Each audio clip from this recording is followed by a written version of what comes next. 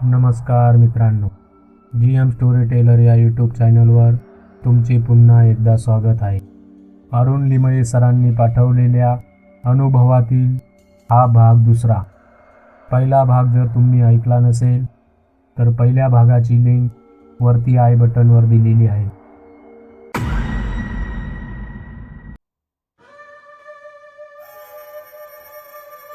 विकास आणि मी साईटवर निघून आल्यानंतर 3 दिवसांनी त्या भविष्य सांगणाऱ्या माणसांनी पाठवलेला तो दुसरा मांत्रिक साईटवर आम्हाला भेटायला आला. आमचा प्रॉब्लेम काय आहे हे त्याला माहीतच होते. त्यामुळे मांत्रिकांनी ज्या ठिकाणी पुलाच्या कामात सारखा अडथळा येतोय ती जागा दाखवायला सांगितले. आम्ही त्याला ती जागा दाखवली. तेव्हा तो तिथे बसला आणि त्याने तिथे बुद्धिबळासारखा एक पाट मांडला. त्या पाटावर एका खालोखाल 1 ते 15 आकडे लिहिलेले गोल होते. 15 काळे गोल डाव्या बाजूला आणि उजव्या बाजूला 15 पांढरे गोल होते.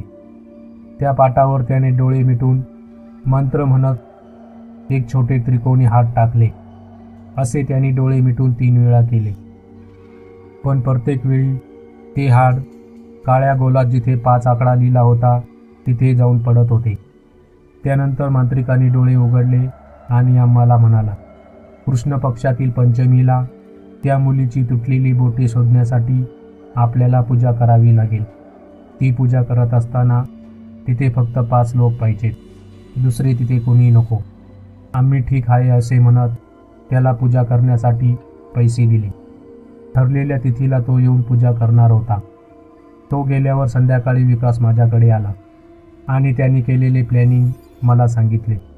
विकास म्हणाला की सर, तो अपघात होऊन आता 2 वर्ष झालीत. अजूनपर्यंत तरी ती बोटे कुणाला दिसलेली नाहीत. म्हणजे ती जमिनीत गाडली गेली असावी. समजा त्यासाठी खोदकाम करावे लागले तर आपण बाहेरच्या 2 माणसांना मदतीला घेऊया, कारण आपल्याकडची माणसे घेतली तर उगीच बोंबाबोंब होईल.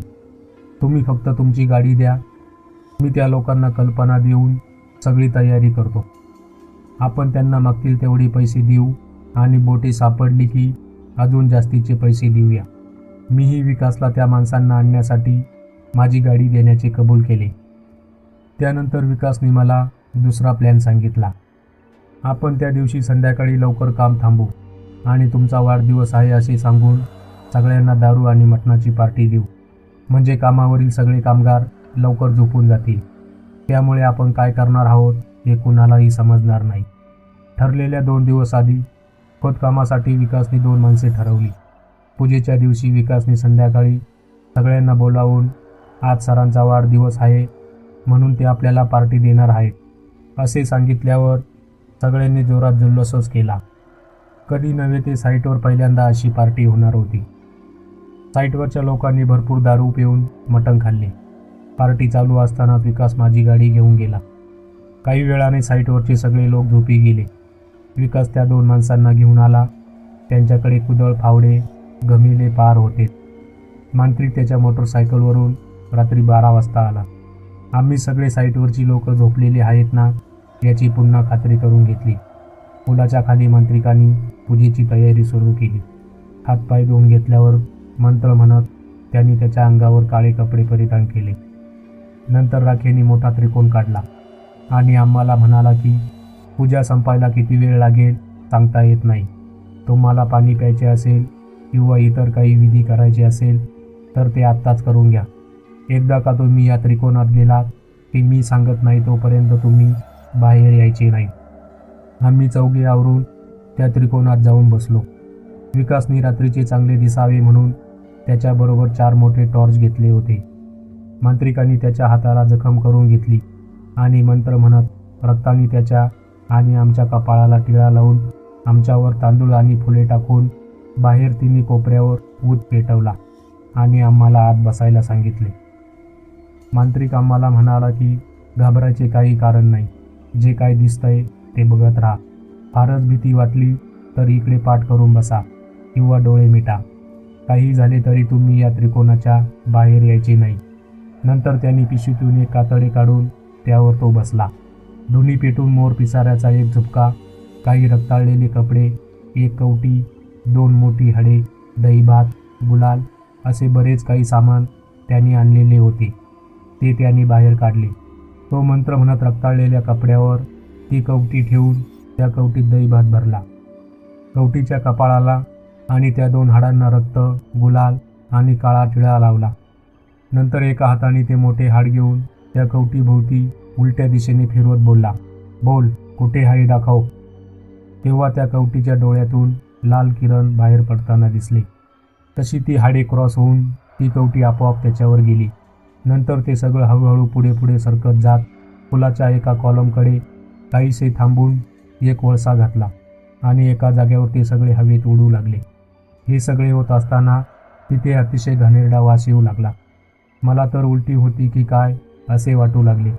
उलटी होऊ नये म्हणून मी माझ्या तोंडात रुमाल कोंबला. घड्याळात बघितले तर 2 तास होऊन गेले होते.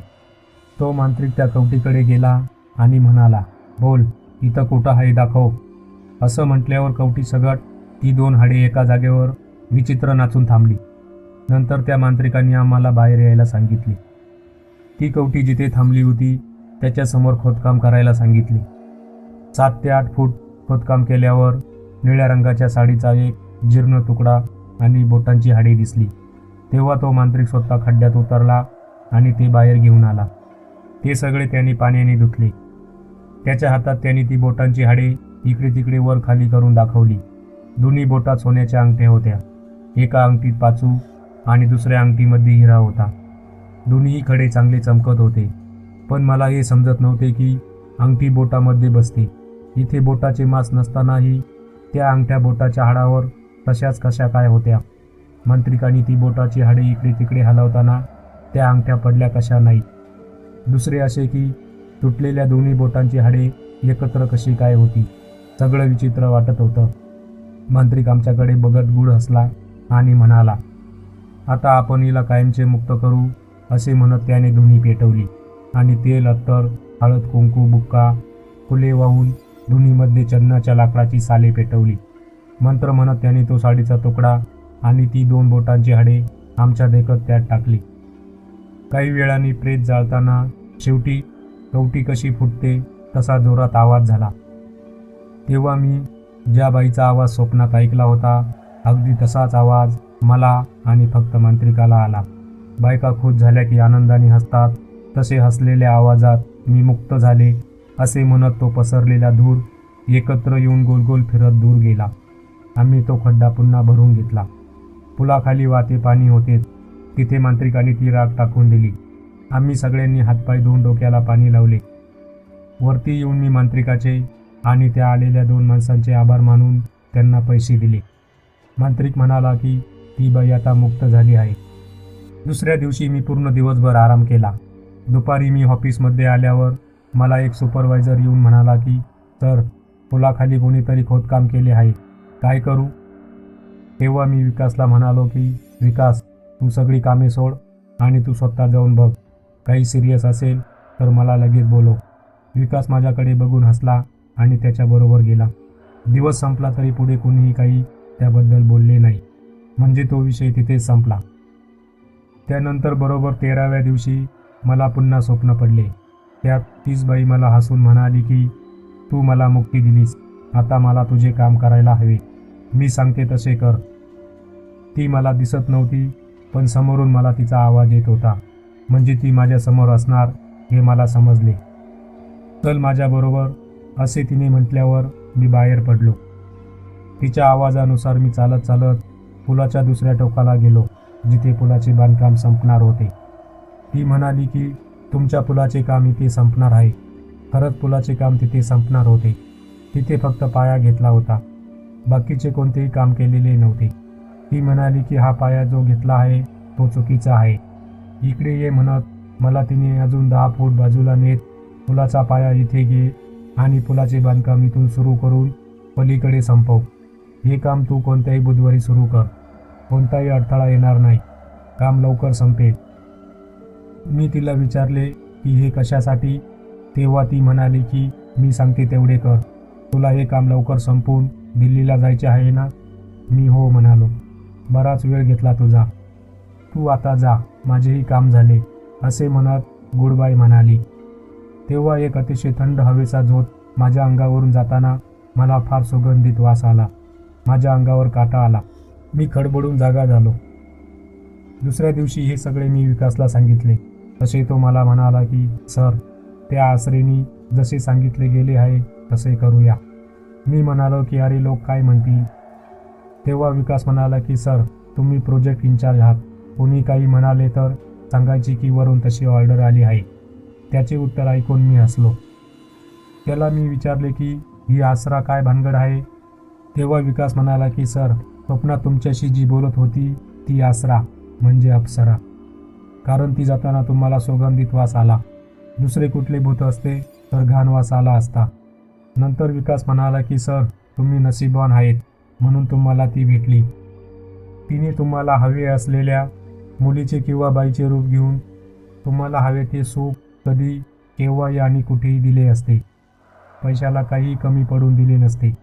अगदी हात जोडून 24 तास तुमची दासी बनून राहिली असती. ती तुमच्यावर खुश होती. तुमचे कम नशीब म्हणजे ती जेव्हा चल मी कायमची जाते आहे अशी म्हणाली तेव्हा तुम्ही तिला काही बोलला नाही.